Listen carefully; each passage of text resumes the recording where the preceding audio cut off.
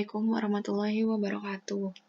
Perkenalkan, saya Karina Hamidah sebagai staf divisi KAIL Himan periode 2022-2023. Di sini saya izin menjelaskan terkait jawaban UTS Manajemen Operasi tahun lalu. Kita mulai saja. Yang pertama ini ada soal nomor 3. Diketahui bulan serta demand-nya. Untuk demand-nya itu ada yang digarisbawahi, itu merupakan NPM terakhir kita gitu. Karena NPM terakhir saya angkanya 94, maka saya ganti 2 angka belakangnya menjadi 94. Kemudian di sini diketahui juga metode weighted average N sama dengan 3, dan bobot untuk 3 bulan sebelumnya sebesar 0,2, bobot untuk 2 bulan sebelumnya sebesar 0,35, serta bobot untuk 1 bulan sebelumnya 0,45. Yang ditanyakan adalah forecast demand untuk periode selanjutnya atau peramalan permintaan. Kemudian yang B ditanyakan error MAD, MSE, dan MAPE. Untuk yang poin A, menjawabnya seperti ini. Anggap saja yang data ini adalah data 2021. Sekarang kita berada di Januari 2022. Anggap saja seperti itu. Nah, berarti untuk jawaban yang A, kita harus melihat dulu metode weighted average-nya N-nya sama dengan berapa. Di sini tertulis sama dengan 3. Berarti yang dihitung hanya 3 bulan sebelumnya. 3 bulan sebelum Januari 2022 adalah Desember, November, dan Oktober 2021. Maka yang dihitung adalah 3 bulan ini saja. Untuk rumusnya sendiri adalah demand 1 bulan sebelumnya dikali dengan bobot 1 bulan sebelumnya, kemudian ditambah demand 2 bulan sebelumnya dikali dengan bobot 2 bulan sebelumnya, kemudian ditambah demand 3 bulan sebelumnya ditambah bobot untuk 3 bulan sebelumnya. Kita tulis, masukkan rumusnya, demand-nya masukkan ke sini, kemudian bobotnya masukkan ke sini, per jumlah bobot. Nah, ini hasilnya 6225 dikali 0,45 ditambah 6194 ditambah 0,35 ditambah 5930 ditambah 0,2 per 0,2 tambah 0,35 tambah 0,45. Hasilnya adalah 2801,25 ditambah 2167,90 ditambah 1186 per 1, hasilnya adalah 6155,15. Jadi kesimpulannya adalah forecast demand untuk periode selanjutnya adalah sebesar 6155,15. Kemudian untuk yang poin B, error MAD, MSE, dan MAPE. Sebelum itu kita harus mencari dulu two-month average-nya, kemudian error mutlaknya, error mutlak kuadratnya, serta error mutlak persennya. Tabelnya itu emang sudah saklek seperti ini. Kita harus mencari dulu ini untuk mencari MAD, MSE, maupun MAPE. Kita tulis bulan serta demand-nya. Lalu, nah, karena di sini dituliskan two-month moving average-nya, maka kita hanya menghitung data yang berasal dari 2 bulan sebelumnya.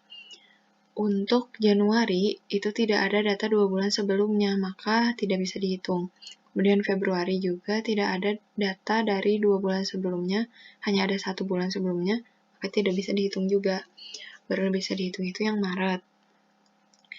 Untuk rumus two-month moving average ini adalah demand 2 bulan sebelum ditambah demand 1 bulan sebelum dibagi 2. Kemudian dihasilkan. Kenapa di sini dibagi 2? Karena di sini tulisannya average, yaitu rata-rata, maka harus dibagi 2 gitu. Kemudian untuk errornya. Untuk errornya ini hasil two-month moving average dikurangi dengan demand. Ini hasilnya.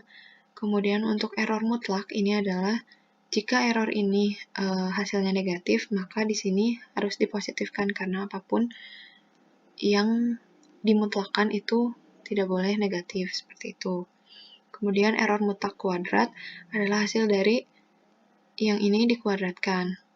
Kemudian error persen itu adalah 100 dikali dengan 400 450 dibagi 5.600. 450 ini didapat dari error mutlak, kemudian 5.600 ini didapat dari demand-nya. Kenapa dikali 100? Karena di sini adalah persen keterangannya, maka setelah ini dikalikan harus dipersenkan gitu, yaitu dikali dengan 100. Ini hasilnya. Itu berlaku semuanya untuk ke bawah-ke-bawahnya gitu. Jangan lupa setelah kita mendapatkan hasil error mutlak, kemudian error mutlak kuadrat dan error mutlak persennya, itu dijumlahkan. Untuk hasilnya yaitu MAD, rumusnya adalah hasil dari error mutlak itu dibagi dengan 10. Kenapa 10? Karena di sini bulan yang bisa dihitungnya hanya 10 bulan. Hasilnya 285,8. Kemudian untuk MSE-nya itu didapat dari jumlah dari error mutlak kuadrat dibagi 10. Hasilnya 60910,8. Kemudian untuk MAPE yaitu didapat dari error mutlak persen. Jumlah error mutlak persen dibagi dengan 10. Hasilnya 3,543. Seperti itu. Kesimpulannya adalah jadi error MAD adalah sebesar 285,8. Kemudian error MSE sebesar 60910,8 dan error MAPE sebesar 3,543. Jangan lupa untuk ditulis kesimpulannya ya teman-teman. Kemudian selanjutnya masuk ke nomor 9.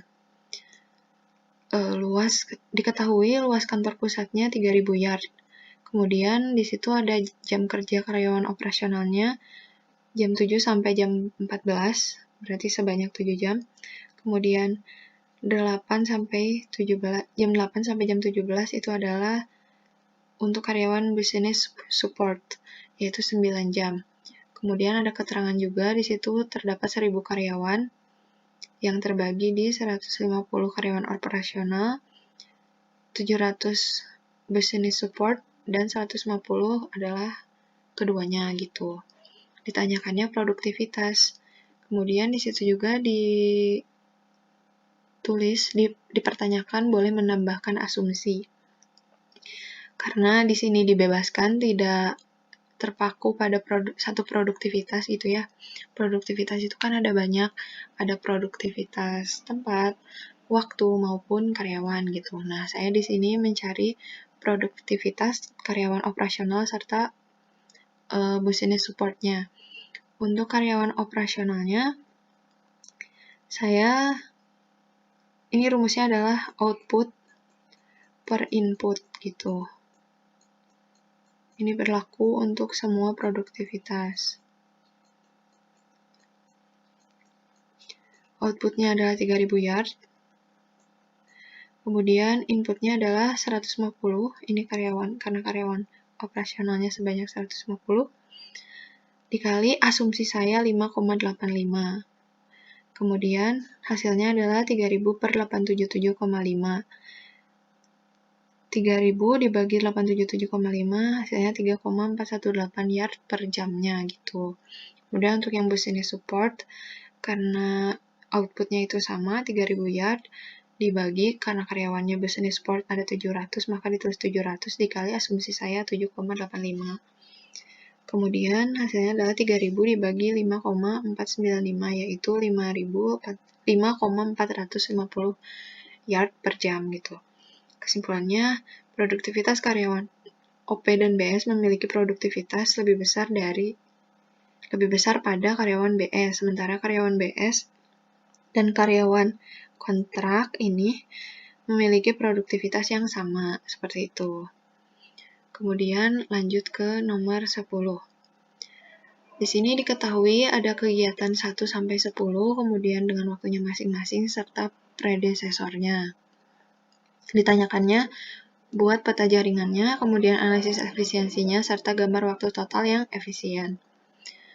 Untuk yang pertama itu gambar peta jaringan. Di sini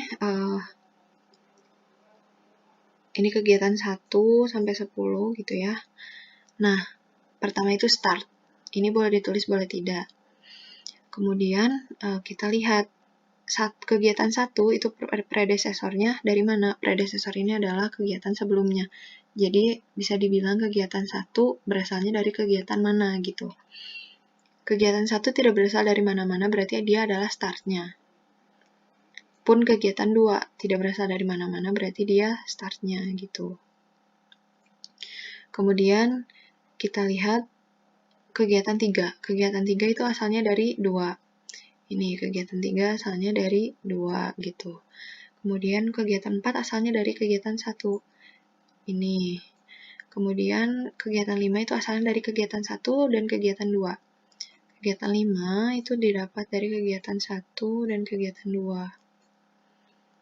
Ini maaf ya, nggak ketulis. Lalu kegiatan 6 itu asalnya dari 3 dan 5. Kegiatan 6 itu asalnya dari 3 dan 5. Kemudian kegiatan 7 dari 4 dan 6. Kegiatan 7 dari 4 dan 6. Kemudian kegiatan 8 dari kegiatan 7, kegiatan 9 dari kegiatan 8, kegiatan 10 dari kegiatan 9. Lalu finish. Selesai. Ini adalah peta jaringan dari data tersebut. Kemudian kita diminta untuk membuat analisis efisiensinya. Analisis efisiensi posisinya sama seperti peta jaringan, hanya saja rumusnya seperti ini.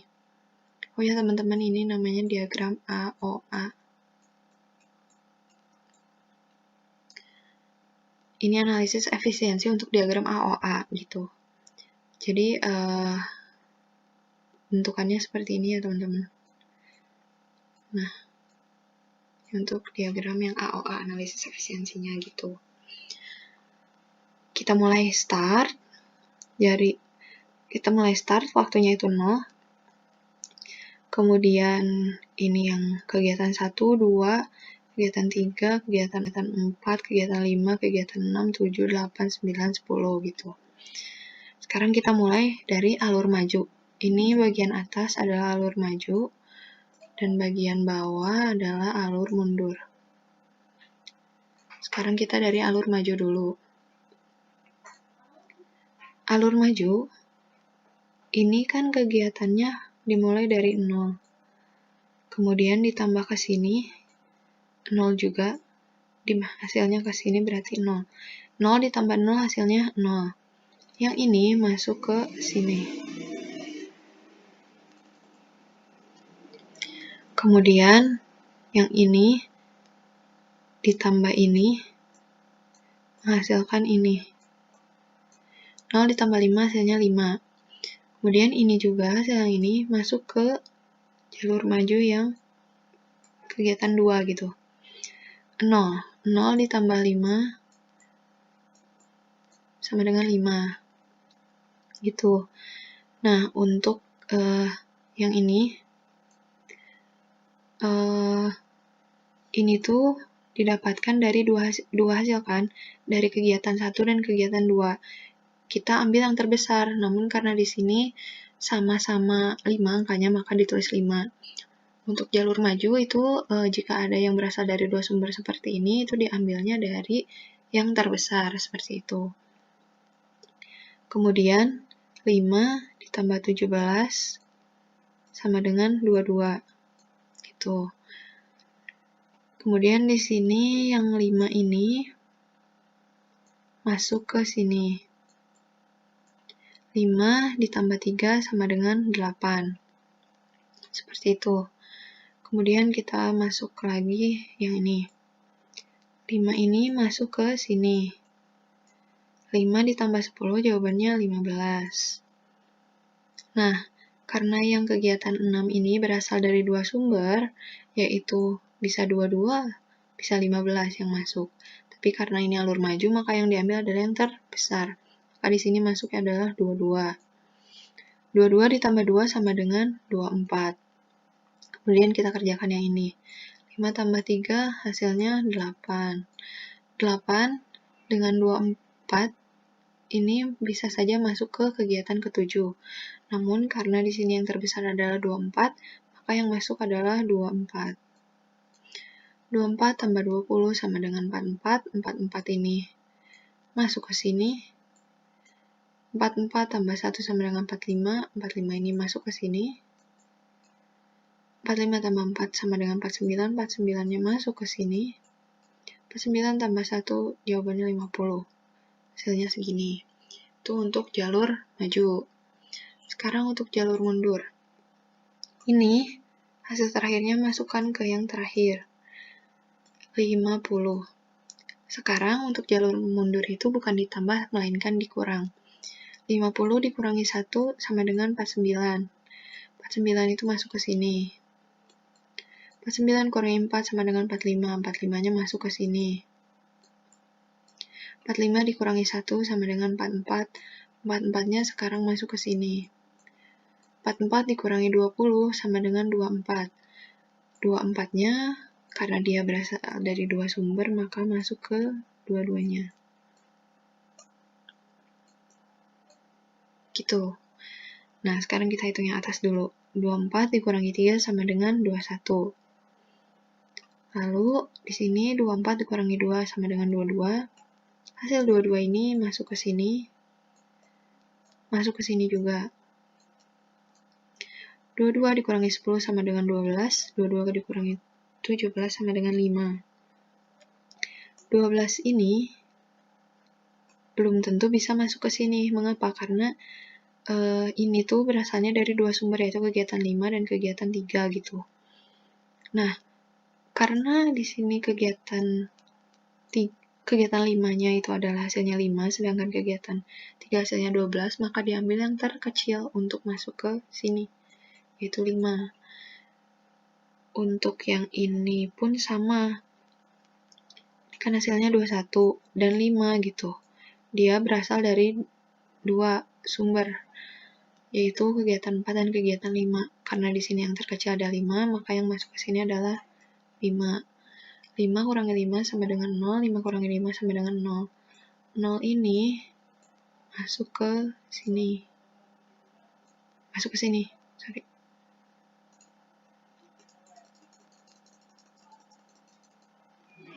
Lima ini masuk ke sini. 0 ini masuk ke sini. Kemudian 0 kurangi 0 sama dengan 0. Seperti itu. Nah, perhitungan jalur maju maupun jalur mundur itu tidak mungkin ada yang negatif. Jika negatif itu salah. Sekarang kita menghitung waktu total yang efisien. Kita buat jalur kritisnya. Cara menghitung jalur kritis adalah dengan menghitung slack-nya. Slack A, slack kegiatan 1, slack kegiatan 2, slack kegiatan 3, dan sampai seterusnya. Rumusnya adalah kita buat ini, yang sebelah kiri ini, itu dikurang.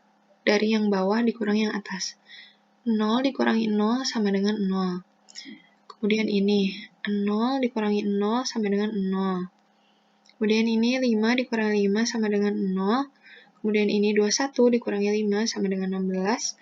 Kemudian 12 kurangi 5 sama dengan 7. 22 dikurangi 22 sama dengan 0. 24 kurangi 24 sama dengan 0. 44 kurangi 44 sama dengan 0.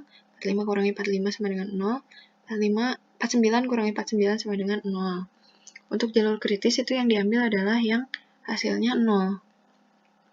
Di sini yang hasilnya 0 adalah bisa startnya dari A, bisa startnya dari B. Untuk yang start dari A itu dari sini A ke E ke F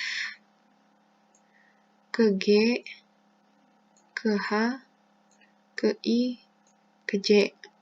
Itu untuk jalur kritis yang pertama. Nah, untuk jalur kritis yang kedua itu dari B ke E ke F ke G ke H ke I dan ke J.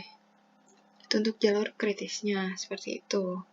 Jadi jawabannya, kesimpulannya adalah waktu kritis atau jalur kritis dari data tersebut adalah ini dan ini, gitu. Kita lanjut ke nomor selanjutnya, yaitu nomor 12. Diketahui untuk memperbaiki peralatan lama itu sebesar $800 dan ada biaya material sebesar 1,1. Kemudian untuk kegiatan modifikasi itu ada biaya sebesar $1.100 dan biaya materialnya sebesar $0,7. Dan jika membeli peralatan baru, itu ada biaya sebesar 1.840. Empatnya ini merupakan angka terakhir dari NPM saudara. Karena NPM saya belakangnya adalah 4, maka saya isi 4. Dan untuk biaya materialnya $0,4 gitu. Ditanyakannya alternatif yang dipilih jika menjual lebih dari 3.000 sepeda. Dan yang B, ditanyakannya alternatif yang dipilih jika menjual di antara 1.000 sampai 2.000 sepeda gitu. Untuk menjawabnya, kita harus melakukan perbandingan terlebih dahulu dari ketiga persamaan di sini. Untuk rumusnya sendiri, ini ada FC ditambah VC dikali X1. X1 di sini menunjukkan jumlah dari sepeda yang kita ingin jual gitu. Karena X1 ini kita belum tahu nih yang efisiennya berapa, maka kita tulis X1 gitu. Ini bisa diganti dengan Y atau Z atau W misalnya, terserah itu mah. Nah, untuk melakukan perbandingan, kita melakukan perbandingan A dan B terlebih dahulu. A sama dengan B. Melakukan persamaan ya, maaf, bukan perbandingan tapi persamaan. Untuk rumusnya, FC ditambah VC dikali X1. FC itu yang ini, VC itu yang ini. Nah, untuk FCA ditambah VCA dikali X1 sama dengan EB-nya sebesar $1.100, kemudian VCB-nya 0,7 dikali X1. Sekarang kita pindah ruaskan untuk yang sebelah kiri untuk yang X dan untuk sebelah kanan yang angka. 1,1 dikurangi ini pindah ke sini menjadi negatif, dikurangi 0,7 X1 sama dengan 1.100 dikurangi 800-nya pindah ke sini. 1,1 dikurangi 0,7 sama dengan 0,4, 1.100 dikurangi 800 sama dengan 300. Maka X1-nya 300 dibagi 0,4 sama dengan 750. Kemudian kita hitung untuk persamaan yang B dengan C. FCB ditambah VCB dikali X2 sama dengan VCC ditambah FCC ditambah VCC dikali X2. Kemudian untuk FCB-nya $1.100 ditambah 0,7 dikali X2, dan untuk VCC-nya 1.840 ditambah 0,4 dikali X2. Ini pindah ruaskan seperti tadi, 0,4-nya pindah ke kiri, dan 1.100-nya pindah ke kanan. 0,7 dikurangi 0,4 itu sama dengan 0,3, 1.840 dikurangi 1.100 adalah 740. Maka X2-nya 740 dibagi 0,3, hasilnya 1467. Setelah didapat hasil ini, kita memiliki sebuah kesimpulan, di mana sebuah kesimpulannya seperti ini. 0, X1-nya tadi 750, kemudian X2-nya 1467.